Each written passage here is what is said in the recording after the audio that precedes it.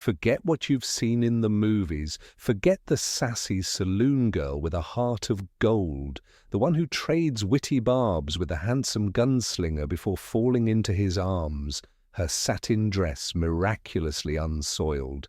Erase the image of Miss Kitty from Gunsmoke, a powerful, respected businesswoman whose establishment is more of a friendly social club with a few naughty rooms upstairs. That's a lie.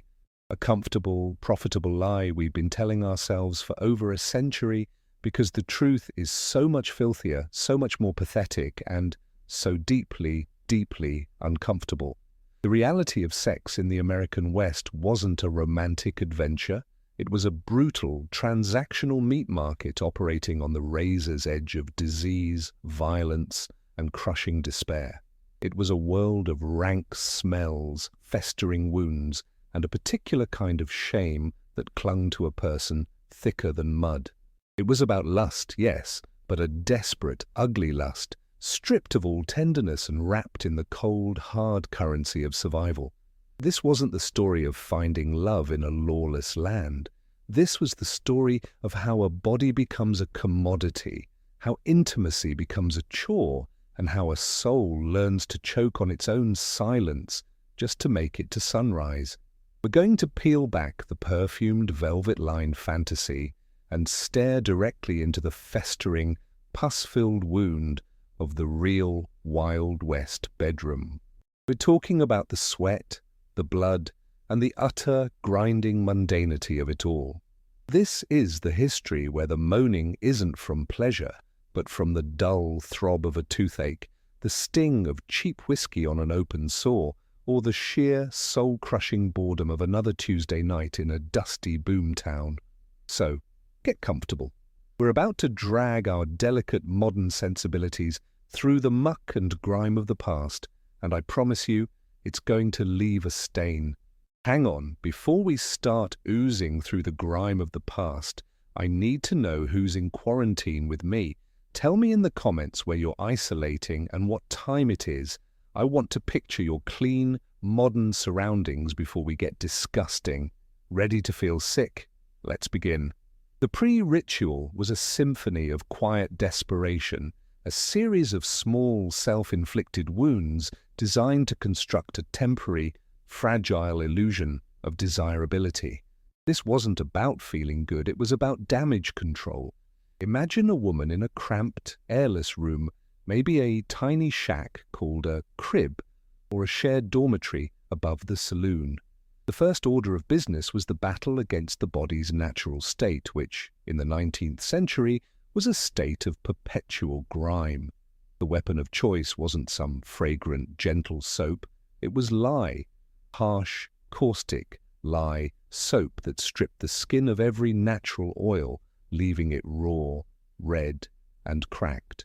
It was a chemical scourging, an attempt to obliterate the scent of the last man, the scent of sweat, the scent of fear. The water, if she was lucky, was lukewarm, hauled in a bucket, and sitting in a chipped ceramic basin. More often, it was cold and already murky. After the lye came the douche. This is where things get truly, horrifyingly intimate. Forget pH-balanced, gynecologist-approved products. The go-to solution was a syringe, often a crude, pewter or glass device shared between women, filled with a terrifying cocktail of chemicals.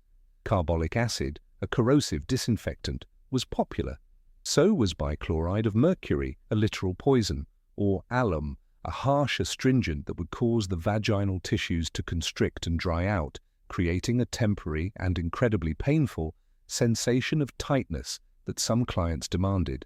The burning was immense, the long-term damage catastrophic.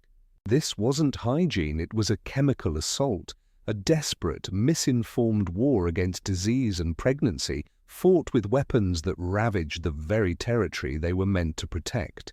Each application was a gamble, a prayer that this toxic flush would be enough to ward off the syphilis that haunted every transaction. Then came the face. The ideal of beauty was a pale, almost corpse-like complexion, a sign of a woman who didn't toil in the sun. To achieve this, women would slather their faces with Venetian ceruse, a thick, white paste made from lead. It covered blemishes beautifully, but it also seeped into the pores, causing skin to blacken, teeth to rot, and hair to fall out. It was a mask of poison, and every night a woman would paint her own slow death onto her face. For a touch of color, a dab of beet juice on the cheeks or lips, maybe a bit of soot to darken the eyebrows. To make the eyes look large and soulful, a few drops of belladonna or deadly nightshade.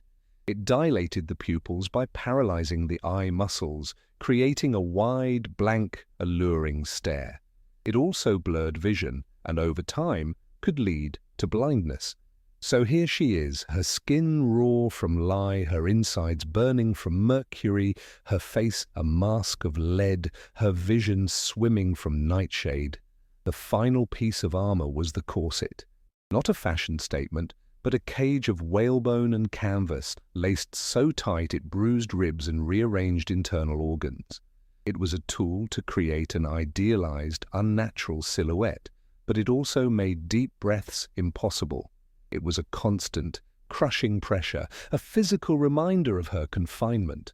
A quick swig of cheap, rot-gut whiskey to numb the burning, to blur the edges of the coming hours, and to steady the hands as she put on the practiced, weary smile. This entire ritual, performed in suffocating silence or to the distant tinny sound of a saloon piano, wasn't about seduction. It was about constructing a product. It was the meticulous, painful assembly of a disposable fantasy, a body prepared for consumption, knowing full well that the very materials of its creation were destroying it from the inside out. Sound romantic? It wasn't. It was the lonely, agonizing work of a woman getting ready to be ruined, one night at a time. The sheer drudgery of it, the repetitive self-harm disguised as preparation, is a horror that the Hollywood version conveniently forgets. It was a quiet, personal hell that played out in thousands of small rooms every single night, long before the first customer even knocked on the door. The performance hadn't even begun, but the damage was already done, a deep, foundational rot that set the stage for everything that was to follow. She wasn't preparing for a lover, she was preparing for a job, and the tools of her trade were all poisons, the most potent of which was the creeping, insidious belief that this was all she was worth. The environment was a character in this sordid play, and it was almost always a villain. The physical spaces of the Wild West sex trade were designed for maximum profit and minimum humanity, each architectural detail a testament to the transactional filth at its core. Let's start at the bottom of the ladder, the crib. Forget any cozy connotations. A crib was a one-room wooden shack, often no more than 10 feet by 10 feet, lined up in a row along a muddy alley that constituted the town's red light district. These were flimsy, slapped-together structures, built from rough-hewn, unpainted lumber that splintered and warped in the extreme heat and cold. The door was often just a curtain or a flimsy plank of wood with a simple latch, offering no real security. The window, if there was one, was small, grimy, and looked out onto the same bleak alley, a world of mud, refuse, and staggering drunks. Inside, the walls were bare wood or covered with peeling, water-stained newspaper for insulation. The air was thick and stagnant, a cocktail of unwashed bodies, stale beer, cheap perfume, and the ever-present chemical tang of carbolic acid. Light came from a single, smoky kerosene lamp that cast long, dancing shadows, making the cramped space feel even more claustrophobic and sinister. The primary piece of furniture was the bed, and bed is a generous term.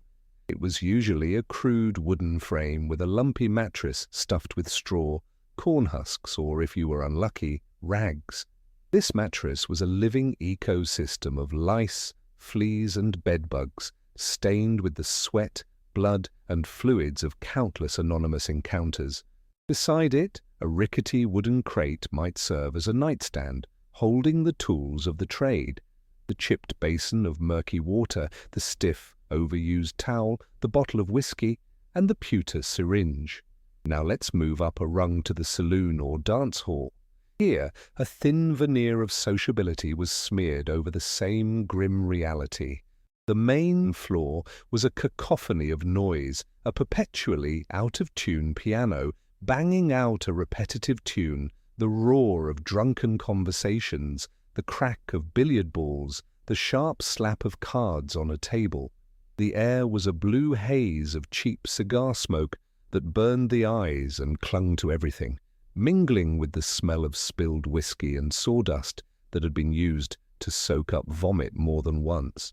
The women here worked the floor, forcing smiles and enduring clumsy gropes to coax men into buying overpriced drinks, a portion of which went to the house. The real business happened upstairs in small, partitioned rooms that were only marginally better than the cribs. The walls were thin, offering no soundproofing. The muffled cries, the grunts, the arguments, the rhythmic creaking of bed springs, it all bled together into a constant, dispiriting soundtrack of commercial lust. Finally, at the top, you had the parlour house. This was the elite establishment run by a formidable madam. Here, the illusion of refinement was paramount. The entryway might have flocked wallpaper, a threadbare Persian rug, and heavy velvet curtains that blocked out the sordid reality of the street. There would be a formal parlour where clients, often the town's respectable citizens, bankers, lawyers, politicians, could sit on upholstered furniture, drink better quality liquor, and make their selection from a lineup of women presented for their approval. But this was all a facade. The velvet was stained, the silver was tarnished, and the air of gentility was thick with hypocrisy. The rooms upstairs were larger, cleaner, and might even feature a proper mattress and a washstand with its own pitcher and basin. But the function was identical, the tools were the same, just hidden away in a nicer drawer. The lead-based makeup was a more expensive brand, the douches came in a prettier bottle, but they were no less toxic. The environment, whether a splintery shack or a velvet-draped parlour, was a stage set for dehumanization. It reinforced the power dynamic at every turn. The flimsy door of the crib signaled the woman's vulnerability. The public, noisy saloon floor forced a performance of gaiety. The formal parlour of the high-class house turned women into items in a catalogue to be browsed and selected like livestock. These places were machines designed to extract money from lonely, lustful men by using the bodies of desperate women. The filth, the smell, the sounds, they weren't accidental byproducts. They were integral components of the machine, constant reminders to everyone involved of the raw, unsanitized nature of the transaction. It was an architecture of shame built to contain and monetize the ugliest parts of human desire. In this grim theater of flesh, power was never a negotiation. It was a blunt instrument wielded with the casual cruelty of those who know they have no one to answer to. The most visible authority figure, immortalized and often romanticized, was the parlour house madam. But forget the image of a maternal protector, a den mother to a flock of wayward girls. The successful madam was a predator, a shrewd and utterly ruthless capitalist whose only product was the bodies of the women under her roof. She was often a former prostitute herself, one who had survived long enough and been clever enough to claw her way to the other side of the transaction. This didn't make her compassionate. It made her an expert in exploitation. She knew every trick, every vulnerability, every excuse. She charged her girls for room and board at exorbitant rates. She charged them for their food, for their mandatory new dresses, bought from a supplier who gave her a kickback, for their liquor, even for their medical care, which usually consisted of a visit from a quack doctor who was also in her pocket. The women were trapped in a perpetual cycle of debt peonage, where every dollar they earned was already owed to the woman who protected them. Fines were levied for any infraction, for being late, for being sullen, for refusing a particularly vile client, for getting sick. Protection was a euphemism for control, enforced by her bouncer, a thug whose job was to handle unruly customers and, more importantly, to prevent any of the women from leaving without settling their impossible debts. Then there was the pimp. Where the madame's control was economic and psychological, the pimp's was direct and physical. He was a parasite in the truest sense, offering a more brutal form of management to women who worked in the lower-tier saloons or cribs. His authority came from the fist and the threat. He didn't bother with the niceties of inflated boarding costs. He simply took the money. He was the one who enforced turf, who beat women for holding back $1, who sold them to other pimps when he grew tired of them. He was a creature of pure, undisguised violence, and the women under his control lived in a state of constant, simmering terror. But the web of power extended far beyond the brothel door. The local lawman, the town marshal or county sheriff, was a key player in this ecosystem of exploitation. He wasn't there to enforce laws against prostitution, he was there to manage it for his own benefit. In most towns, the brothels operated with the full knowledge and tacit approval of the law, which was secured through a steady stream of bribes, often called fines. The madame would pay her monthly fee, and in return, the sheriff would look the other way, protecting her business from legal trouble and competition. Often, this arrangement included personal perks. The lawmen and their deputies would receive free access to the women, a non-negotiable part of the cost of doing business. A sheriff wasn't a protector of the people, he was a landlord of vice, collecting rent on human misery. And finally, there was the customer, the man at the bottom of this power pyramid who, for a few minutes, got to be at the top. His power was temporary but absolute. He held the cash and, in this world, cash was king. He had the power to choose, to demand, to reject. He had the power of physical strength in a private room with a woman who had no recourse. He could be gentle or brutal, clean or filthy, quick or lingering, and he had the ultimate power, the power of anonymity. After the transaction, he could walk out the door, adjust his collar, and melt back into respectable society, leaving the woman to deal with the consequences, the physical and emotional residue, the risk of disease, the crushing weight of the transaction. He was a banker, a rancher, a lawyer, a cowboy, a miner. By day, he might be a pillar of the community, a church-goer, a husband and father. By night, he was a consumer of forbidden flesh, his participation propping up the entire rotten structure.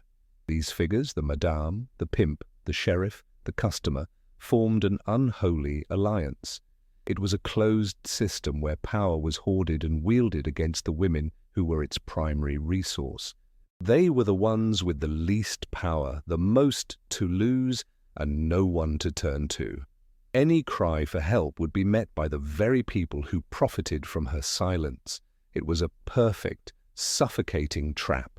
Before the first clumsy fumbling with a button, before the reek of whiskey breath filled the cramped space, a silent, frantic negotiation was taking place inside the minds of the participants. This wasn't just a physical transaction, it was a collision of deeply ingrained beliefs, terrifying superstitions, and desperate psychological justifications. The internal landscape was as treacherous and unmapped as the prairies outside, and far more dangerous. For many women, the spectre of their religious upbringing loomed large. They were fallen women living in a state of perpetual sin. This wasn't an abstract concept, it was a visceral reality. Every creak of the bed springs was an echo of damnation. They might recite a desperate, silent prayer before a client entered, not for safety, but for a swift and numb transaction. Or they might pray afterwards, a futile plea for an absolution they felt they could never truly receive. This constant cognitive dissonance, the need to sin to survive while believing that sin would lead to eternal punishment, created a psychological wound that never healed. It fostered a deep-seated fatalism, a sense that they were already damned, so what did one more night matter? This spiritual despair was a key tool of their own subjugation, a cage built from guilt and shame that was just as effective as any locked door. Then came the terrifying world of folk medicine and superstition, which governed their understanding of their own bodies. The science of the day was a swamp of misinformation, and what trickled down to a prostitute in a dusty boomtown was even more distorted. Conception was a mystery, often believed to require the woman's pleasure, a grimly ironic belief in a profession largely devoid of it. Contraception was a nightmare of dangerous and ineffective methods.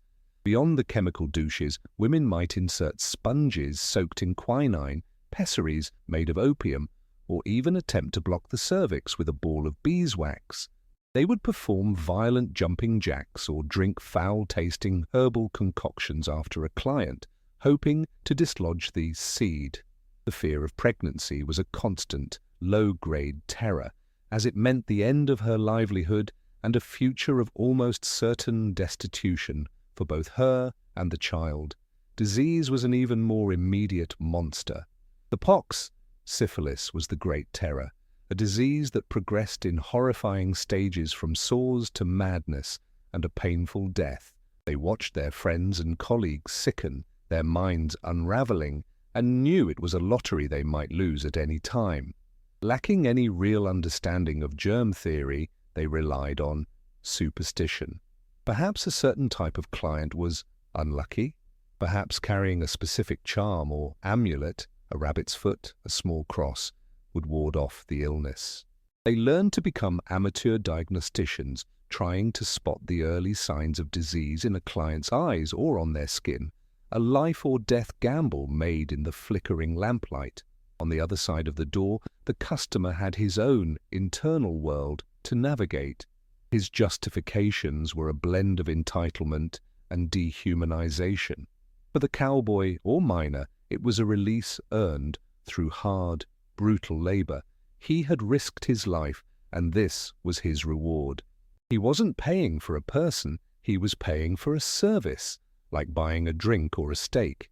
He told himself the women liked it, or that they were different, a separate class of female to whom the normal rules of decency didn't apply. This psychological partition was crucial. It allowed him to maintain his self-image as a decent, hard-working man while participating in a system of brutal exploitation. The respectable citizen, the banker, the merchant, had a more complex justification. His was a necessary outlet for manly urges that couldn't be satisfied in his own prim and proper home. It was a regrettable but essential business, a way of protecting the purity of his wife and daughters by siphoning off male lust into these designated zones of filth. In his mind, he wasn't just a customer. He was participating in a system that maintained social order. It was a breathtaking act of hypocritical self-delusion.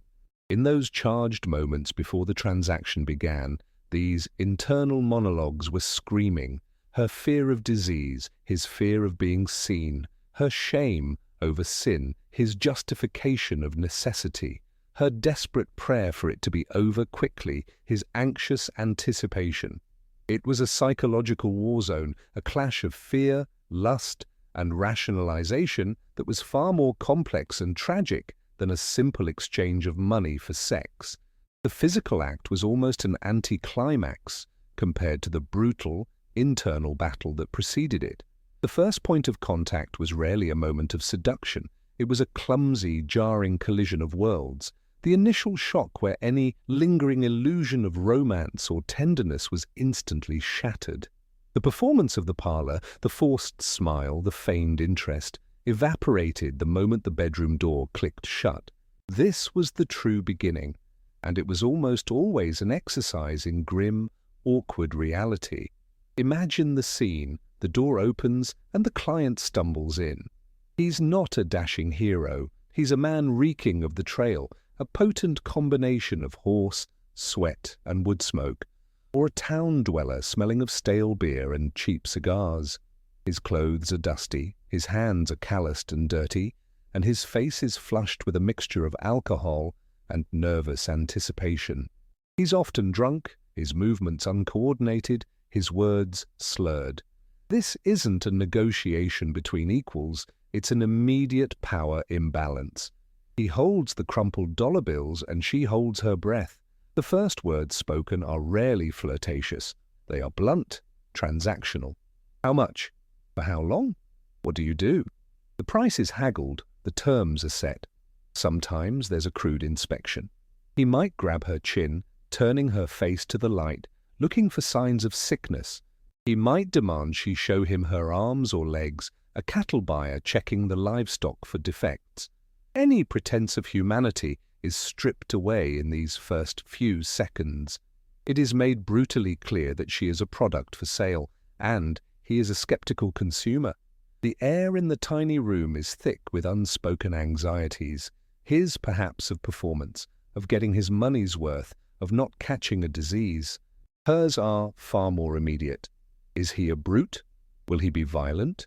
Will he try to cheat her out of her pay? Does he look sick? Every client is a spin of the roulette wheel, and the stakes are her physical safety and health. The initial physical contact is often just as clumsy. A rough hand grabbing an arm, a drunken, sloppy kiss that tastes of whiskey and tobacco. The fumbling with layers of complicated 19th century clothing, his thick wool trousers with their myriad buttons, her tightly laced corset and layers of petticoats. It's a frustrating, graceless struggle, punctuated by grunts and muttered curses. There's no elegant disrobing, no passionate unveiling. It's a practical, often frantic, dismantling of barriers. This is the moment of supreme vulnerability. Stripped of her clothes, her carefully constructed facade is gone. The lead powder on her face might be starting to crack, revealing the troubled skin beneath. The corset, once removed, reveals the bruised ribs and the pale, compressed flesh. She is exposed, not just physically, but emotionally. Her primary tool now is detachment, a psychological retreat into a small, fortified corner of her own mind. She learns to disconnect her mind from her body to let the transaction happen to her body, while her consciousness hovers somewhere else, counting the seconds until it's over. The initial shock, then, is not about passion. It's about the sudden, cold splash of reality. It's the moment the man's fantasy collides with the woman's grim profession. It's the abrupt transition from the noisy, communal space of the saloon to the stark, silent intimacy of the crib. It is the chilling realization for her, over and over again, that she is not a partner in this act, but a vessel. And for him, perhaps, a fleeting, uncomfortable glimpse of the human cost of his pleasure, a glimpse he quickly buries under layers of entitlement and alcohol. This first contact is a brutal reset, a moment that erases all possibility of tenderness and sets the stage for the mechanical, joyless slog to come. It's the point of no return, where the only goal is to get through it, get paid, and get him out the door. All illusions are dead on arrival. Once the awkward preliminaries were dispensed with, the encounter descended into what can only be described as the grinding chaos. This wasn't a crescendo of passion. It was a slog, a tedious and often painful piece of manual labor performed in the most intimate setting imaginable. This was the heart of the transaction, and it was characterized by a profound sense of mechanical repetition and grotesque close-up detail that Hollywood would never dare to show. The focus was on efficiency. For the woman, time was money. The faster she could conclude the business, the sooner she could get the man out and potentially take another client. This led to a kind of detached, almost bored proficiency. There was no pretense of pleasure on her part. Her face, held in the flickering lamplight, would often be a mask of blank indifference, her eyes staring at a crack in the ceiling, her mind a million miles away. This very detachment could be infuriating to a client who had bought into the fantasy of a willing partner, sometimes leading to accusations or even violence. The physical reality was a sensory assault. The lumpy, straw-filled mattress rustled and crunched with every movement, a constant, irritating soundtrack. It offered no support, only awkward lumps and unyielding pressure points. The air grew thick and heavy, a humid mix of sweat, alcohol breath, and the faint, cloying scent of her cheap perfume, failing to mask the body's raw truth. The sounds were clinical and grim, the rhythmic, monotonous creaking of the crude bed frame, the man's labored, grunting breaths, the wet, slapping sound of skin on skin. These were not the sounds of love, they were the sounds of work, stripped of all emotional context. It was the sound of a human machine in operation. From the woman's perspective, it was an exercise in endurance. It was tolerating the weight of a heavy, often unwashed body. It was the scratch of a rough wool coat or a bristly beard against her skin. It was the pain of a clumsy, forceful thrust in a body already made raw and sensitive by caustic douches. She would learn to dissociate, to turn her body into an object, a tool being used. She might focus on a minute detail in the room, a spiderweb in the corner, a stain on the wall, letting her mind anchor to it as a way to escape the present moment.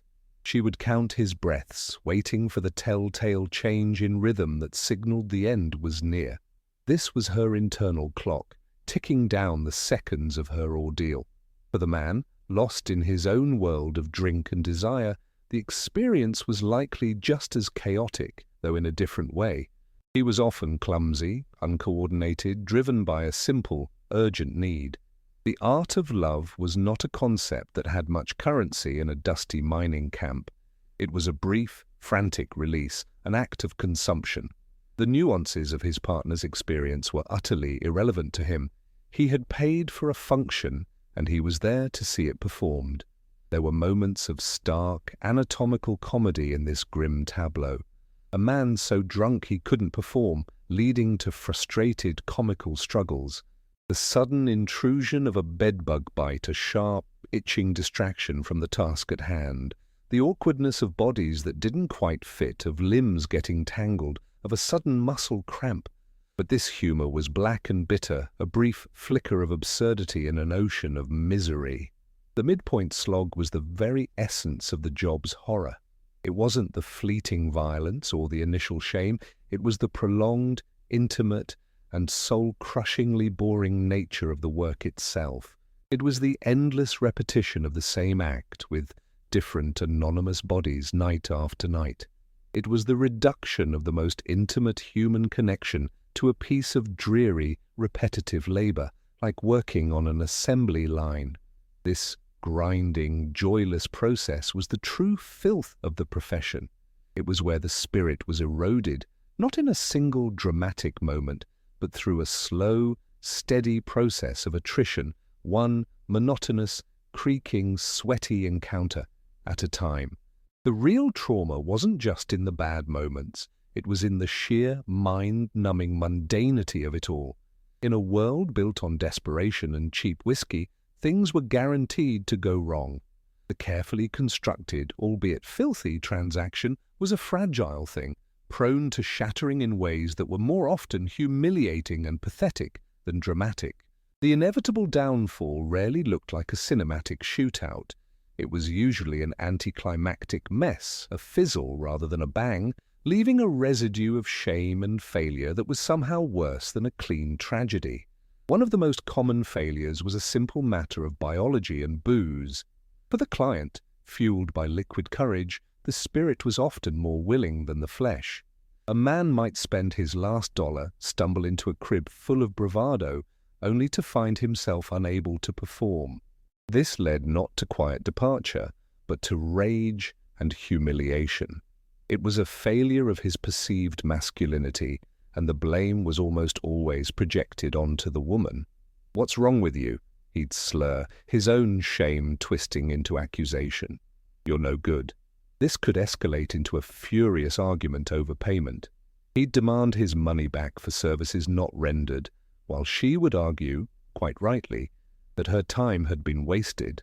These pathetic, drunken squabbles over $1 or $2 could easily spill out into the alley, a public spectacle of impotence and fury.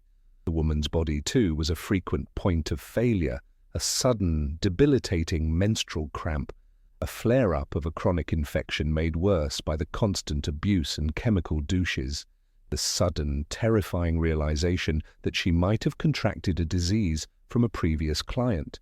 The physical machinery would simply break down under the strain. There was no sick leave in the cribs.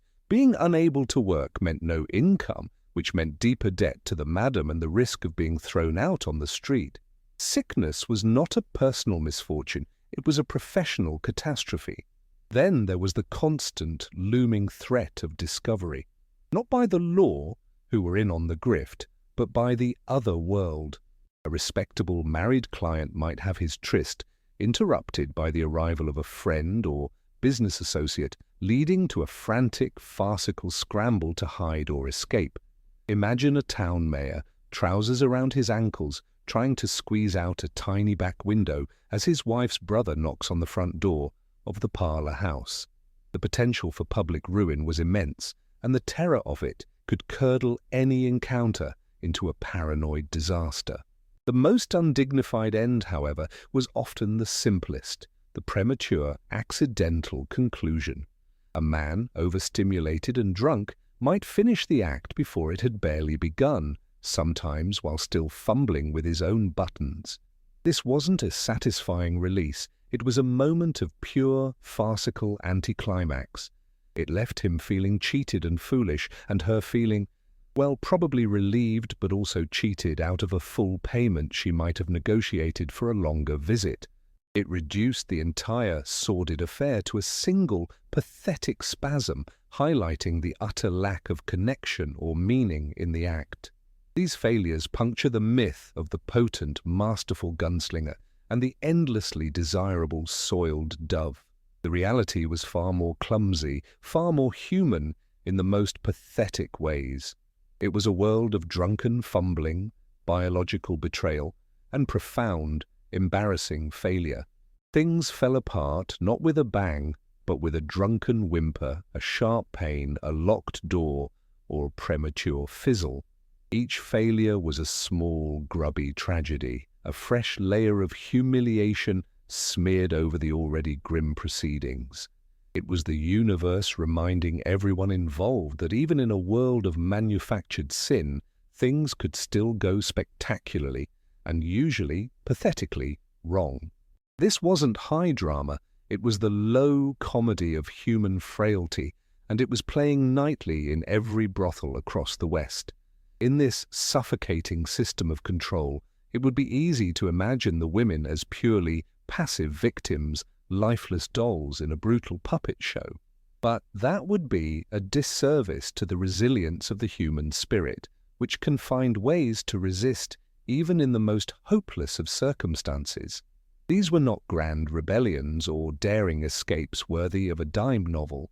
They were small, subtle, often futile acts of defiance, tiny cracks in the facade of submission that asserted a flicker of agency and humanity. These moments of resistance make the ultimate failure of escape all the more tragic. One of the most common forms of defiance was economic.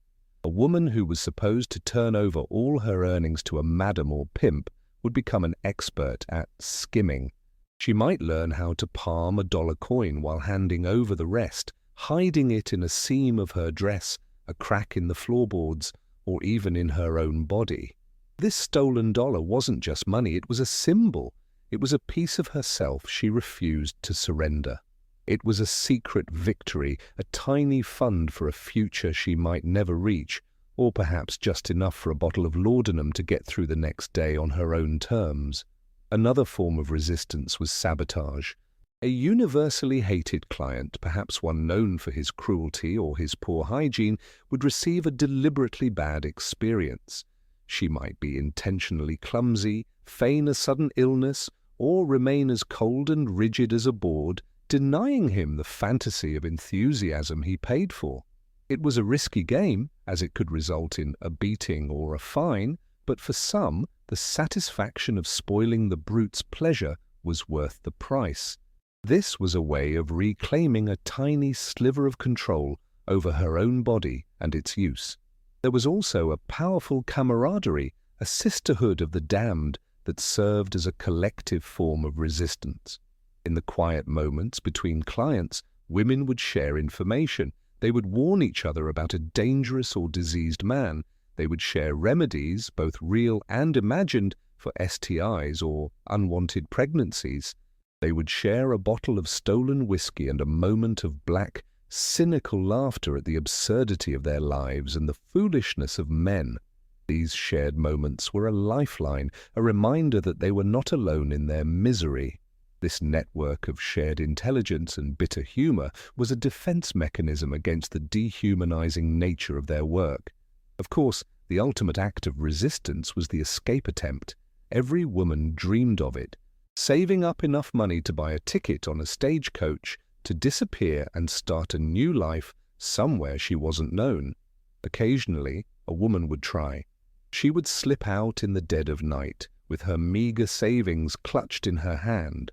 But the system was designed to prevent this. The madam or pimp would quickly discover her absence and send someone to track her down. The law, being on the madam's payroll, would be no help. They'd often be the ones to drag her back, shamed and defeated. Her debt would be doubled to cover the costs of her retrieval, plunging her deeper into the hole she had tried to climb out of. The world outside the brothel was also hostile. A soiled dove had no references, no respectable skills, and a stigma that was impossible to wash away. The dream of marrying a kind rancher and settling down was, for most, a cruel fantasy. The escape usually failed, and the failure was a brutal lesson. There was no way out. Sometimes a customer would have his own crisis of conscience. A young man, new to the town, might enter a crib, and the stark reality of the woman's youth or her visible despair would shatter his nerve. He might turn around and leave, or awkwardly press some money into her hand and flee. These moments, while rare, were a crack in the customer's emotional armor, a brief acknowledgement of the woman's humanity. But they changed nothing. Another man would be along in 10 minutes. These small acts of defiance, these failed escapes, are crucial to the story. They show that these women were not just broken objects. They were people fighting, in their own small ways, against an overwhelming system. Their resistance highlights the depth of their desire for freedom and dignity, making the crushing reality of their circumstances all the more heartbreaking. The fight was almost always lost, but the fact that they fought at all is a testament to a spirit that refused to be entirely extinguished.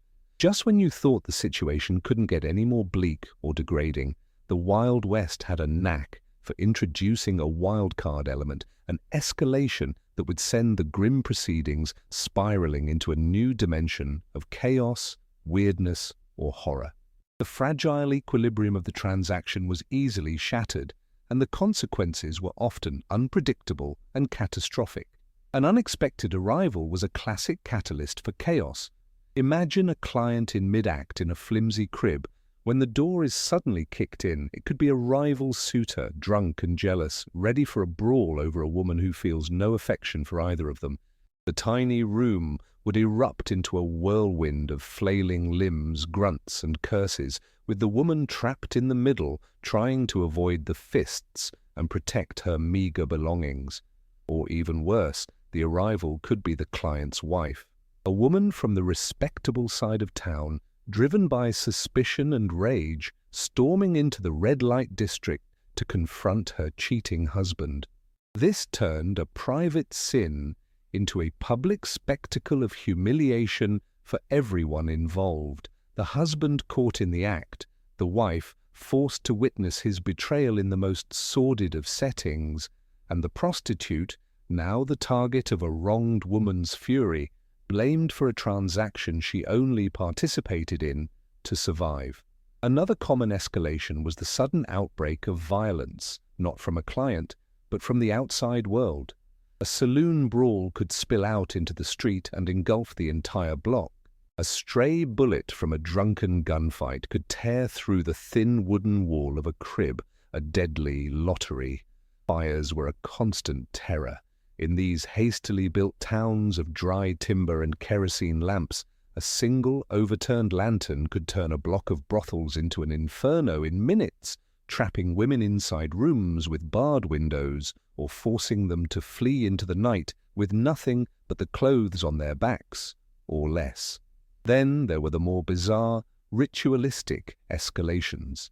Some clients didn't just want sex, they wanted a specific, often degrading fantasy played out. These demands could range from the humiliating to the outright dangerous. A man might insist a woman act out a scene from a lurid novel, or demand she wear a particular, often ridiculous, costume. More sinisterly, these fantasies could involve non-consensual acts of domination, pain, or utter degradation that went far beyond the standard transaction. Refusal was risky, but compliance could leave deep psychological scars. A sudden reversal of fortune could also throw everything into chaos. A boom town could go bust overnight when the gold vein ran dry. The miners would pack up and leave, and the town's entire economy, including the sex trade, would collapse. The madams would flee their debts, leaving the women stranded, penniless, in a ghost town with no customers and no way out. They became relics of a boom that had moved on, left to fend for themselves in a desolate landscape. Perhaps the most terrifying wildcard was a public health crisis. When a particularly virulent strain of syphilis or gonorrhea swept through a town, it was like a wildfire. The red light district became ground zero. The quack doctors would descend with their terrifying mercury cures, which often caused symptoms as horrific as the disease itself. Teeth falling out, uncontrollable drooling, kidney failure. Panic would set in. The respectable citizens would demand a crackdown, not out of moral concern, but out of fear for their own health. The women would be rounded up, forcibly inspected in humiliating public examinations, and the sick would be quarantined or simply run out of town to die in the wilderness. The wildcard element serves as a brutal reminder that these women had no safety net. They lived in a world of constant precarity, where their lives could be upended at any moment by a stray bullet, a spark, a disease, or the whim of a violent man. The base level of their existence was already a nightmare. These escalations were descents into new, even more terrifying circles of hell. They highlight the utter lack of control these women had over their own lives, where survival depended on sheer, dumb luck in a world designed to crush them. When the grunting stopped and the fumbling with buttons was over, a heavy, hollow silence descended upon the room. The main event was finished, but the story was far from over. The immediate aftermath was a landscape of quiet grotesquerie, a moment of triage, cleanup, and emotional reset that was as much a part of the job as the act itself. This was the exhaust-filled, desolate coda to the chaotic performance. The first thing to hit was the smell. The air, already thick with stale smoke and perfume, now carried the sharp, metallic scent of sweat and sex, a biological signature of the recent transaction. It clung to the cheap sheets, the woman's skin, her hair. It was the smell of her work, and it had to be scrubbed away before the next client arrived. The cleanup was a swift, joyless ritual. The man would be stumbling to get his trousers on, eager to flee the scene of his own indulgence and re-enter the world where he was not this person. While he was distracted, her eyes would be sharp. Was her money still where she put it? Had he stolen the small locket from her bedside crate? A quick, practiced glance was a crucial part of loss prevention. Once he was gone, the door latched behind him. The real work began. She would rise from the lumpy mattress, her body aching. The chipped ceramic basin would be filled with cold, murky water. With a rough, lye-caked rag, she would wash herself, a perfunctory, almost violent cleansing. This wasn't a sensual act of renewal, it was a scouring. It was about removing the physical residue of the man, an attempt to erase the feeling of his skin on hers. The water would turn grey in the basin. The pain from the chemical douches or any rough treatment would flare up, a sharp reminder of the toll the work was taking on her body. Then she'd neaten the room, which was a laughable concept in such a squalid space. She would shake out the single thin sheet, trying to dislodge any crumbs of dirt or stray hairs. She'd smooth the lumpy straw mattress as best she could. She might splash some of the dirty water on the floor to settle the dust. The goal was not cleanliness, but the creation of a minimally acceptable stage for the next performance. This was the moment for a quick looting of the emotional landscape, a rapid self-assessment. Was she hurt? Was she bleeding? Did he seem sick? She'd run a mental checklist, a detached, clinical self-examination that was more akin to a mechanic checking a machine for damage than a person tending to their own well-being. Any flicker of emotion, disgust, anger, shame, was brutally suppressed. There was no time for it. Indulging in feeling was a luxury she couldn't afford. It was inefficient. It would ruin the makeup and make it harder to face the next man. The hollow feeling in the pit of her stomach was not to be examined, but to be filled with another shot of cheap whiskey or a dose of laudanum. The tone in these moments was one of utter exhaustion. The brief adrenaline spike of the encounter was gone, replaced by a profound weariness that was bone deep.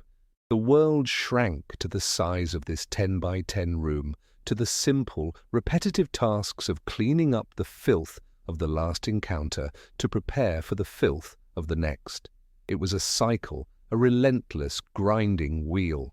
The silence was not peaceful. It was heavy with the weight of what had just occurred. It was the silence of a factory floor after the machinery has been shut down, filled with the ghosts of noise and motion. This immediate aftermath, this quiet, grim reset, is perhaps the most honest part of the entire process.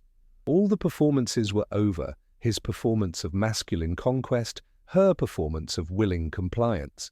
What was left was a tired woman in a dirty room, cleaning up after a stranger, her body a tool, her spirit a flickering candle in a hurricane.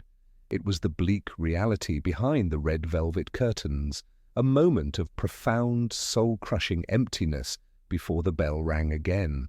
The physical cleanup was a ritual, but the psychological residue was a stain that couldn't be scrubbed away with lye soap and cold water.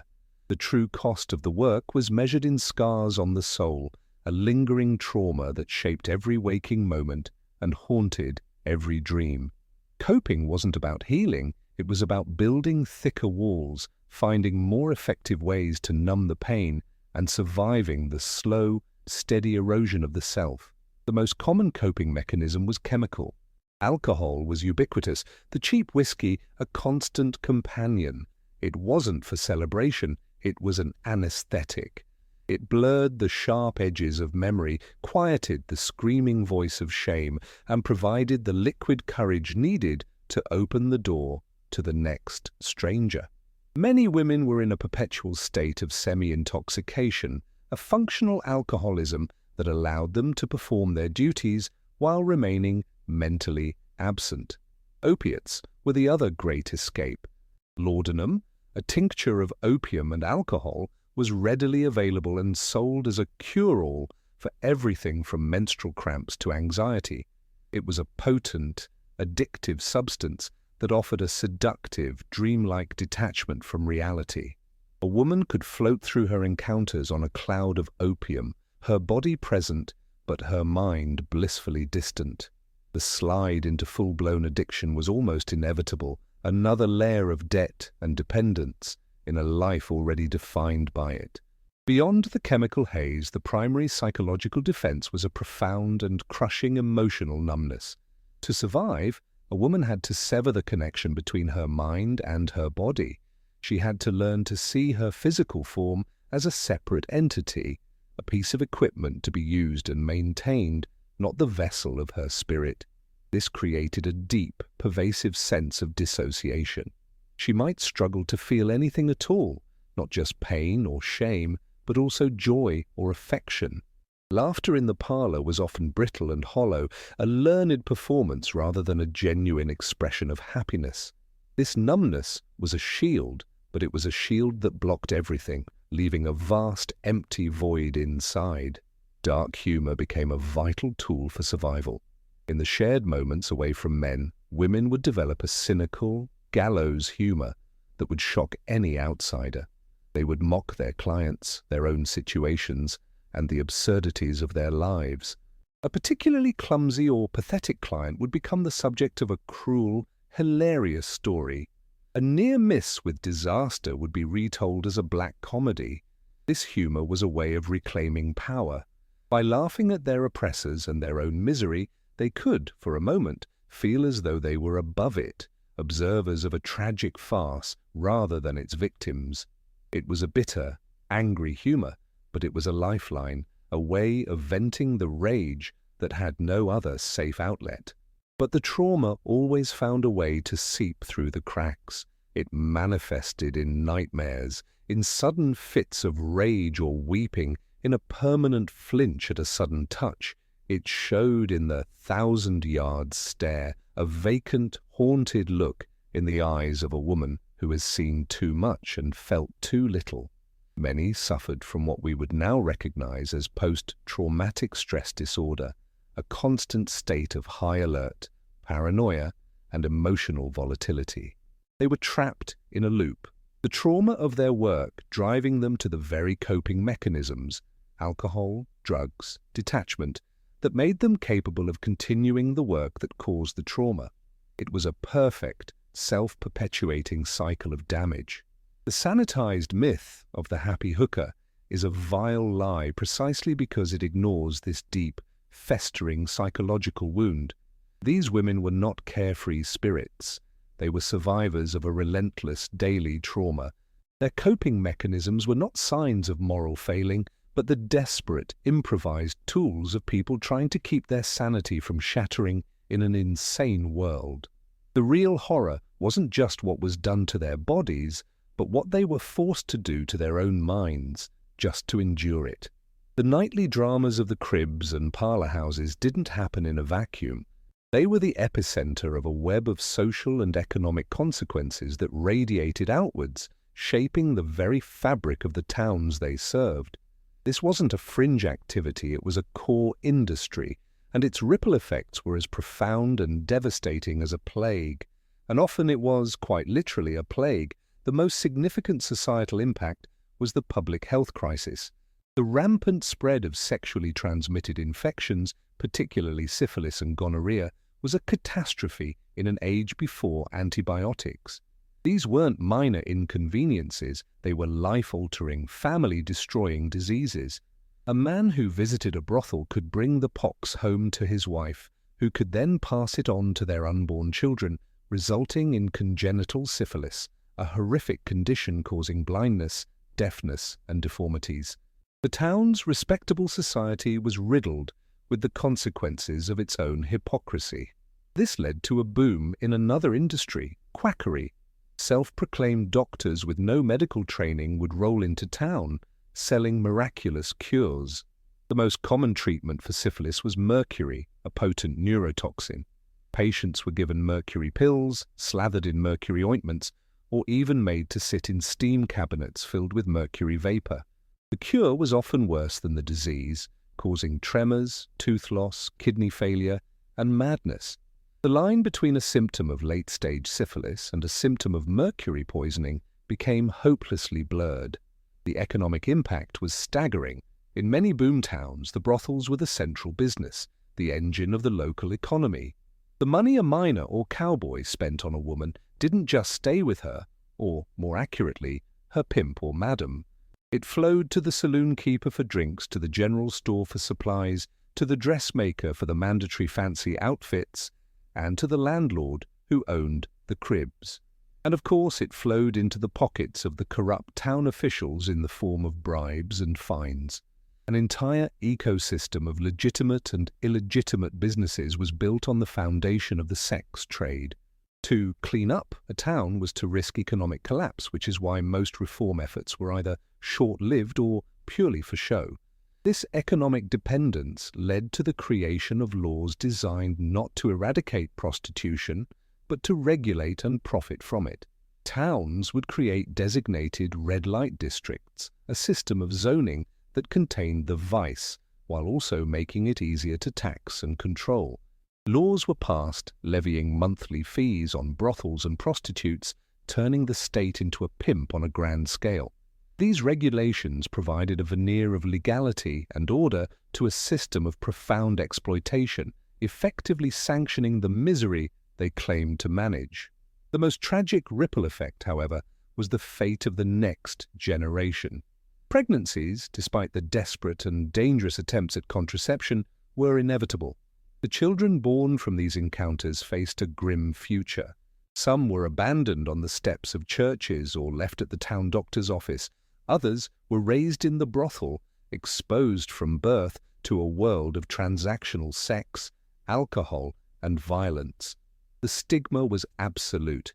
These children were outcasts, their parentage a source of constant shame and ridicule. For the girls, the path was often pre-written. They would follow their mothers into the life, perpetuating the cycle of exploitation. The boys, raised without stable father figures in an environment of casual violence, often grew up to be the pimps and thugs who preyed on the next generation of women. The societal ripple effect reveals the deep, systemic nature of the problem. It wasn't just a few bad women and bad men. It was an entire social and economic structure supported by hypocrisy, greed, and a collective willingness to look the other way. The town itself was complicit, its prosperity intrinsically linked to the very industry that was poisoning it from within, spreading disease, fostering corruption, and creating a tragic, repeating legacy of trauma and abuse. Over time, a strange and perverse alchemy takes place. The raw, stinking, brutal reality of history is slowly cooked down, purified, and recast into something palatable, something even heroic. The bitter legacy of the Wild West sex trade is a masterclass in this process of historical sanitization. The story people tell themselves to sleep at night is rarely the one that actually happened, especially when the truth is so profoundly ugly. The first step in this rewriting of history was the dime novel.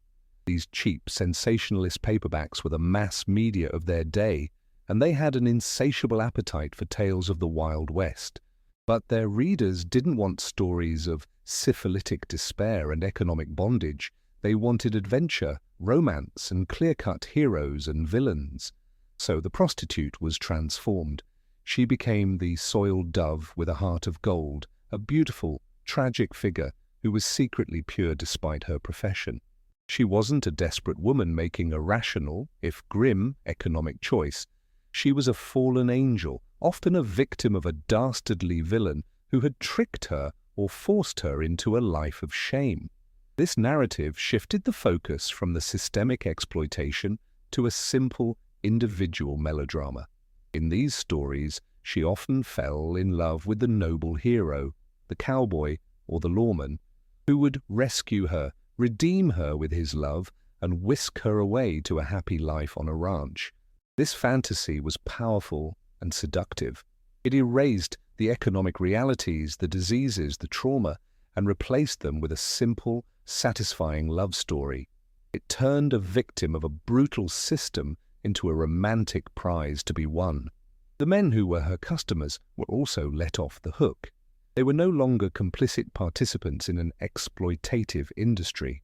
In the sanitized version, they were lonely, hard-working pioneers, and their visits to the saloon were a form of innocent, rowdy recreation. The transactional nature of the sex was downplayed or ignored entirely. The saloon girl was a playful flirt, a confidant, a friend.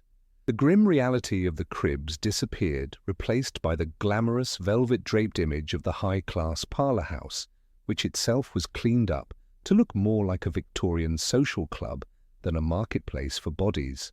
As the 20th century dawned, Hollywood picked up the torch from the dime novels and ran with it. Early westerns cemented these myths in our collective consciousness. The character of the sassy, independent, but ultimately redeemable saloon owner or prostitute became a stock character. She was tough, she could handle her liquor, she could shoot a gun, but deep down, all she needed was the love of a good man. This narrative is deeply, profoundly cynical because it serves a very specific purpose. It allows us to look back on a period of profound human misery and feel nostalgia instead of horror. It launders the guilt of the past. It turns a story of female exploitation into a story about male heroism. It makes the ancestors we like to imagine as rugged, noble pioneers seem a little less like men who paid for desperate women in filthy shacks. This rewriting of history is a form of collective gaslighting. We have taken the desperate survival strategies, the chemical burns, the lead poisoning, the crushing debt, and the soul-numbing trauma, and we have draped them in satin and velvet. We've taught the victims to sing and dance for our entertainment. The bitter legacy is not just that these terrible things happened, but that we, as a culture, have systematically chosen to forget them, to replace the history of filth and shame with a myth of romance and adventure. We prefer the lie. It's more comfortable, it's more entertaining, and it asks nothing of us. The truth, on the other hand, asks us to look at the foundations of our own world and see the rot that lies beneath. So, we've dragged ourselves through the muck. We've seen the lie for what it is, a glossy, entertaining fiction designed to cover up a history of grinding, transactional misery. The romantic myth of the Wild West saloon girl, a sassy, empowered woman finding love against the odds, is a comforting bedtime story. The reality was a horror show of chemical douches, lead-based makeup, crippling debt, and soul-crushing repetition. It wasn't about finding a hero to rescue you. It was about surviving the next John, the next disease, the next beating. It was a system where women's bodies were a disposable commodity, mined for profit and pleasure until they broke down, and then discarded. We built a national mythology on the sanitized graves of these forgotten women, turning their suffering into a backdrop for heroic cowboy fantasies. We remember the gunslingers, but we forget the women they used and left behind. But here's the final bleak punchline. Are you ready for it? This isn't just history. The fundamental architecture of that exploitation, the commodification of bodies, the illusion of choice masking economic desperation, the powerful profiting from the vulnerability of the precarious, is still the bedrock of so much of our modern world. We've just gotten better at hiding it, at dressing it up in the language of side hustles and the gig economy. We've replaced the dusty crib with a slick app, the intimidating madam with a faceless algorithm that takes its cut. Think about the delivery driver racing to bring you food, earning pennies per mile, his body aching, his vehicle breaking down, all so you can have the convenience of not cooking. Think about the content creator churning out endless videos, mortgaging their mental health for likes and subscribers, trapped in a relentless cycle of performance for an anonymous, demanding audience.